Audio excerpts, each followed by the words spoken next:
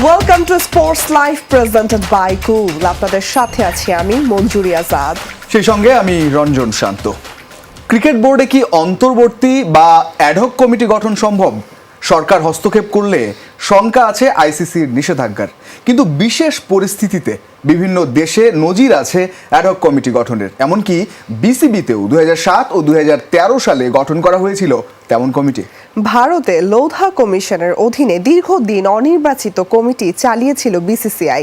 পাকিস্তানেও রাজনৈতিক প্রেক্ষাপট বদলে যাওয়ায় গেল 3 বছরে 4 বার পরিবর্তন করা হয়েছে সভাপতি পদ। কোনো ক্ষেত্রেই আসেনি আইসিসি নিষেধাজ্ঞা। সব ক্ষেত্রে সরাসরি কোনো রাজনৈতিক পদধারী ব্যক্তিকে আনা হয়নি অন্তর্বর্তী কমিটিতে। কি হবে বিসিবিতে?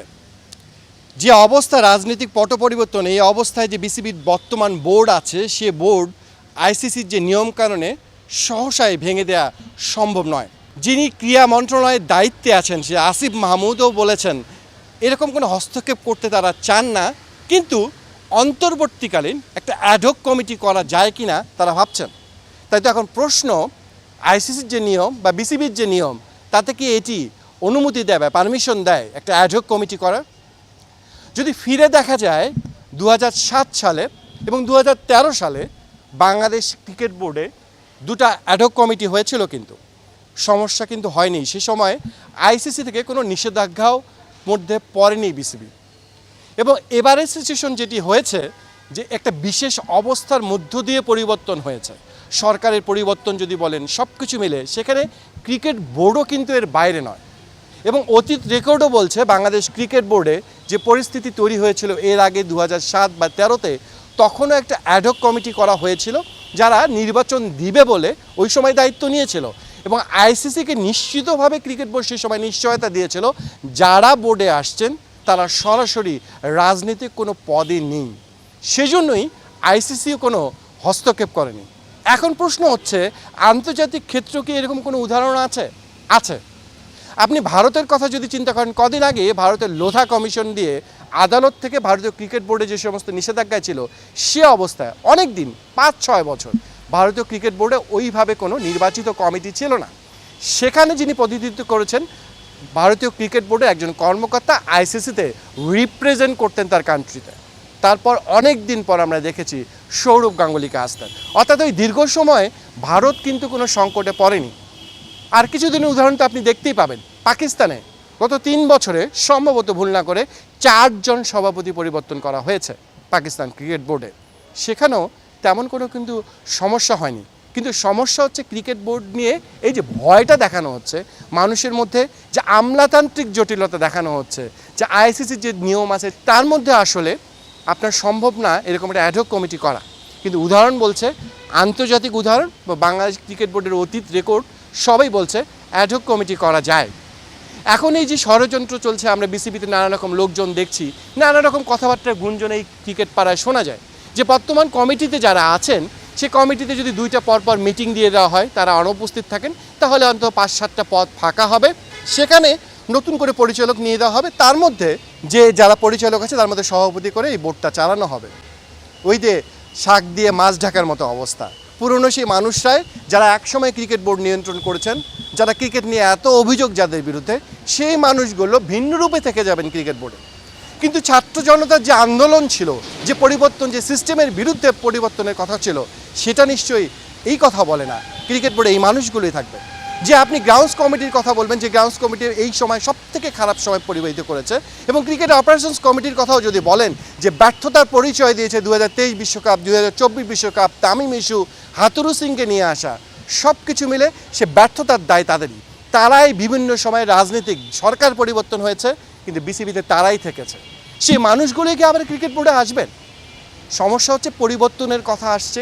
নাজমুল আবেদিন ফাহিম ক্রিকেট কোচ, তিনিও কিন্তু একটা রূপরেখা দেওয়ার কথা বলেছেন, পরিবর্তনটা চান। কথা হচ্ছে বাইরে যারা আমাদের রয়েছেন, আমিনুল ইসলাম বুলবুলের কথা বলুন, বা সৈয়দ আশরাফুল হক, যে মানুষটার হাত ধরে এই ক্রিকেট বোর্ডে অনেক কিছু হয়েছে, তারাও ক্রিকেটের মঙ্গল কিন্তু করতে চান। কিন্তু তাদেরকে আহ্বানটা করবে কে? বলা হচ্ছে নিয়মের জন্য আইসিসি নিষেধাজ্ঞায় পড়বে, কিন্তু নিয়ম বলে এরকম একটা বিশেষ পরিস্থিতিতে আইসিসিকে যদি বোঝানো যায় যে তারা কোনো রাজনৈতিক ব্যক্তিত্ব নন, তারা ক্রিকেটকে এই সময়টা কিছুদিনের জন্য চালাবেন, তাহলে আইসিসি থেকে কখনোই বিসিবি অতীতে নিষেধাজ্ঞায় পড়েনি, পাকিস্তান পড়েনি, ভারতও পড়েনি। অর্থাৎ আপনার সামনে উদাহরণ তৈরি আছে, কাজটা কঠিন না, চাইতেই হবে। যিনি ক্রীড়া মন্ত্রণালয়ের উপদেষ্টা আছেন আসিফ মাহমুদও নিশ্চয়ই এই বিষয়গুলো লক্ষ্য রাখবেন, কারণ তিনিও বাংলাদেশের এই ক্রীড়াঙ্গনের পরিবর্তনটা চান। সেটা তিনিও বলেছেন কোনো ব্যক্তি পরিবর্তন না, সিস্টেমটা এমন করে রেখে যেতে চান যেন আর কখনো সেই খারাপ মানুষগুলো এখানে বসতি করতে না পারে। তাহলে অমিত, যমুনা স্পোর্টস, মিরপুর শেরেবাংলা স্টেডিয়াম, ঢাকা। যে সময়টা যাচ্ছে আসলে সবকিছু পরিবর্তনের মধ্য দিয়ে যাওয়ার এই মুহূর্তে কঠিন সময়ের চেয়ে বলা যায় পরিবর্তিত সময়ের দিকে এগিয়ে যাচ্ছে এবং সেটার পজিটিভ অনেক দিকও আছে। আমরা তামিদ অমিতের কাছ থেকে অনেক কিছুই শুনছিলাম যে কিভাবে সংস্কার সম্ভব, এবং আসিফ মাহমুদ যিনি দায়িত্ব পেয়েছেন তিনিও আজকে কথা বলেছেন যে কিভাবে এই জায়গাটা পরিবর্তন করা যায়। হোপফুলি ভালো কিছুর দিকে যাবে। অবশ্যই আমরা সেই আশাটাই করব, যেহেতু আমরা বাঙালি জাতি, ক্রিকেট প্রেমী একটা জাতি, অবশ্যই ক্রিকেটের ভালো হোক সেটা অবশ্যই আমরা চাই। আর যেহেতু সব দিকেই সংস্কার চলছে, হয়তো বা এখানেও কিভাবে একদম বেস্ট ওয়েতে সংস্কার পসিবল সেটা নিয়ে হয়তো বা এখনকার আলোচনা করা উচিত একেবারে। এবং সেই আলোচনা করতে আমাদের সঙ্গে যিনি যুক্ত হবেন, তিনি দীর্ঘদিনের তার সঙ্গে বাংলাদেশ ক্রিকেটের সখ্যতা রয়েছে, ফারুক আহমেদ, সাবেক অধিনায়ক ও প্রধান নির্বাচক। তার সঙ্গে আজকে আমরা কথা বলবো। খুব পরিচিত মুখ, please welcome to sports live. কেমন আছেন? এই তো প্রথমবারের মতন পেলাম, প্লিজ। আপনাকে পেলাম এমন একটা সময়, নিঃসন্দেহে এই সময়টায় অনেক কিছুর মধ্য দিয়ে যাচ্ছে বাংলাদেশের ক্রীড়াঙ্গন থেকে শুরু করে সব কিছুই, এবং পরিবর্তনের যে ব্যাপারটা সেটা সামনের দিকে আসছে। নিশ্চয়ই ফলো করেছেন পুরো বাংলাদেশের কি অবস্থা, সেই সঙ্গে বিশেষ করে বিসিবিতে গত কয়েকদিনের যে অবস্থা, রদবদলে অনেকেই সেখানে গেছেন এবং অবশ্যই একটা ভালোর বার্তাও সেখানে ঘুরে ফিরে আসছে। সহজ কোন উপায়ে সংস্কার সম্ভব এখন পর্যন্ত দেখে যেটা মনে হয়েছে আপনার? আসলে আমার মনে হয় যেই রিপোর্টটা আমরা দেখলাম অমিতের, এর চেয়ে ভালো রিপোর্ট আর হতে পারে না। হি হ্যাড সব দিকে এক্সপ্লেনেশন ছিল, আমার দেশ, বাইরের দেশ, এবং এই আইসিসি। তা আমাদের কিছু কিছু জুজুগুরির ভয় আছে। আসলে আমার মনে হয় সবচেয়ে বড় কথা হলি এটা এক্সট্রাঅর্ডিনারি সিচুয়েশন, এক্সেপশনাল সিচুয়েশন। এই সিচুয়েশনে আমার মনে হয় কাজটা খুব ডিফিকাল্ট। আর যেই জায়গাটা দিয়ে শুরু করেছে, এটা থেকে আমি শুরু করি যে আসলে এই সিস্টেম পরিবর্তনের জন্যই কিন্তু 2016 সালে আমি রিজাইন করেছিলাম। বলেছিল যে 2-tier সিলেকশন প্যানেল। তা আমি এই কথা তখন বলেছিলাম যে এটা আমি ফারুক আহমেদ না, মিনহাজুল আবেদিন বা হাবিবুল বাসার না, আমরা I was a chairman selection committee. So I was always thinking the chairman selection committee is a post, এটা কারো ব্যক্তিগত নামে থাকবে না। Let's say Faruque Ahmed chairman selection committee 2 বছর আছে, তারপরে সে হয়তো বা তার কাজ ঠিকমতো করছে না। যেমন এখন লাস্ট 2টা তো ওয়ার্ল্ড কাপ আমাদের অনেক ব্যর্থতা ছিল, আমরা তো অবশ্যই বদলাতে পারি, বাট সিলেকশন কমিটি তো ফারুক আহমেদের নামে হবে না। কমিটি চেয়ারম্যান মানে কমিটি চেয়ারম্যান। সো এই যে আমার মনে হয় এরকম একটা সিস্টেম, যেটা আমার মনে হয় স্পোর্টসের যে আমাদের উপদেষ্টা হয়েছে সে হয়তো এই জিনিসটা বলেছে সিস্টেম তৈরির কথা। এই সিস্টেমের জন্য কিন্তু আমি রিজাইন করেছিলাম, বাট যেহেতু আমার রেজিগনেশনটা ছিল আমি একা, সো পুরো একটা সিস্টেমের এগেনস্টে ফাইট করা আমার জন্য খুব সহজ ছিল না। সো মানুষ কেউ মনে রেখেছে, এখনও বলে যে একসময় ভালো কাজ করেছি, এবং দে ওয়ার হ্যাপি যার সাথে কথা হয়েছে যে আপনি আসলে এই সিস্টেম থেকে বের হয়ে গেছেন অ্যান্ড একটা প্রতিবাদ করে। সো আমারও মনে হয় যে এখন হাই টাইম যে জিনিসগুলো বলা হচ্ছে এটা তো খুবই সহজ, মানে এত উদাহরণ পেয়েছে। আর আমরা জানি যারা দেশের থেকে বাইরে গেছেন তারা কখন আসবেন এর কোনো সার্টেনিটি নাই, কেননা পুরা আপনার একটা গণ অভ্যুত্থান হয়েছে, তার সাথে সাথে মনে করে সরকার পরিবর্তন হয়েছে, একটা ইন্টারিম গভর্নমেন্ট এসছে। তো তাতে করে আমার মনে হয় যে এইটা আমি একটা একদম নিজের থেকে বলছি, আমার কমন সেন্স লজিক দিয়ে, আমি খুব বেশি ঘাটাঘাটি করি না এই নিয়ম। আমার মনে এটা লিখে সিও যে আছে সে শুধু একটা বড় একটা চিঠি লিখবে আইসিসিকে, this is what is happening. এখন বাংলাদেশে ডিরেকশনটা দেওয়া একটা, অ্যান্ড ডিরেকশনটা নিতেই হবে। কেননা একটু আগে অমিত বলছিল যে সব একই রকম চেহারা দেখতে পাচ্ছি 40 বছর ধরে, হয় পলিটিক্যাল অ্যাফিলিয়েশন আছে অথবা তাদের দীর্ঘদিন একই জায়গায় আছে। সো আমরা কিন্তু কোনো পরিবর্তন দেখি না। 2023 ওয়ার্ল্ড কাপ যেটা আমাদের সবচেয়ে বড় গর্বের জায়গা ছিল, ওয়ান ডে 50 ওভার্স ফরম্যাটে, সেটাতে স্বপ্ন ছিল অনেক বড়, এত স্বপ্ন ছিল। অ্যান্ড যাওয়ার আগে আমরা কত কিছু করলাম, তামিম, সাকিব, তারপর পুরা টিমটা অবিশ্বাস্য একটা টিম, যে টিমে ছিল 4টা স্পিনার, 5টা সিম বোলার, যেটা আমরা ইন্ডিয়াতে খেলতে যাচ্ছি। সো এগুলো অনেক ডিটেল হয়ে যাবে আলাপটা, ওটা হ্যাঁ। যাচ্ছি না আমি, তো বাট আমার মূলত মনে হয় CEO আমার নিজামুদ্দিন মনে হয় চৌধুরী সুজন, চেঞ্জটা হ্যাঁ। খুবই জরুরি। এন্ড আমার মনে হয় you have to see some, যেটা বলেছে পলিটিক্যাল লোক দরকার নেই, there are so many players. Amit বলেছে যে ওইখানে আমিনুল ইসলামের কথা বলেছে, তারপরে আপনার আশরাফুল হক করেছে। So আমার মনে হয় there are so many people around. আমি লম্বা সময় কাজ করেছি 2টা টেনিয়রের chairman selection committee, and people say that একদম খারাপ করিনি এই কাজটা। না, একদম। So আসলে আমার মনে হয় যে এই পরিবর্তন খুবই দরকার, অ্যান্ড এটা আমার মনে খুবই অ্যাক্টিভ হতে পারে, সো দ্যাট আমরা যত তাড়াতাড়ি পরিবর্তন করে একটা নতুন আসবে তখন আপনি কিন্তু ইভ্যালুয়েট করতে পারবেন কাজটা। সো এটাই আমাদের খুবই জরুরি আমার মনে হয় এই মুহূর্তে পরিবর্তন। আমি একটু সরাসরি একটা বিষয় জানতে চাই। এখন দেখা যাচ্ছে অনেকে সময়োপযোগী মতামত করছে এখনকার বিষয়গুলো নিয়ে। অনেক কিছু ছিল যেগুলোতে স্পটলাইটটা তখন পড়েনি, এখন হয়তো বা অনেক ধোঁয়াশা ক্লিয়ার হচ্ছে। আপনার মতে নাজমুল হাসান পাপন থাকা অবস্থায় তাদের বোর্ডের সব থেকে বড় ব্যর্থতার জায়গা কোনটা ছিল? সেটা তো আমাকে দেখলে বুঝে যায়, আমি তো রিজাইন করেছি, আপনি জানেন, আমি কিন্তু বাইরে চলে যাই না। এই জন্যই আপনাকে আরো বেশি করে জিজ্ঞেস করা। Definitely there was, I mean, হয় কি বাংলাদেশে আপনি যখন ক্ষমতা থাকবে আপনার একটা সময় এসে এমন একটা জায়গায় চলে যাই আমরা, এটা কিন্তু হিউম্যান নেচার। আমি কিন্তু পাপন ভাই বা যেই প্রেসিডেন্ট তাকে আমি দোষ দিচ্ছি না। When you enjoy the absolute power as a human being, you are bound to abuse that. এটা একদম নর্মাল, মানে আপনি প্রয়োজনে মনে করেন নাই। আমি তখন একটা ফাইট ছিল আমার 2টার সিলেকশন প্যানেল, যেটাতে আমি চেয়ারম্যান থাকবো ঠিকই, আমার সাথে 2টা সিলেক্টর, তার সাথে 4টা বোর্ড ডিরেক্টর ঢুকিয়ে দিয়েছে। তো জাস্ট ইম্যাজিন 4টা board director, they are like employers of the board, and I'm employee. So when you have a debate, you're never going to win because you are an employee. Exactly. এমপ্লয়ের সাথে আমার কাজ করতে হবে। So আমার মনে হয় definitely কিছু ভালো কাজ তো অবশ্যই করেছে, তার সাথে অনেক কাজ করেছে যেটা আসলে আমরা প্রত্যেকটা ইনসিডেন্ট ঘটে, একটা ওয়ার্ল্ড কাপ যায়, কোনো দিন কোনো আপনার ওই তদন্ত কমিশন রিপোর্ট আমরা দেখি নাই কখনো, অ্যাটলিস্ট আমি দেখি। সো এই জিনিসগুলো যদি আমরা জবাবদিহি করতে পারি আর মনে করেন এই কাজগুলোকে যদি আপনি স্ক্রুটিনি করেন, তাহলে ডেফিনেটলি আপনি সিস্টেম থেকে ভালো কিছু বের হবে।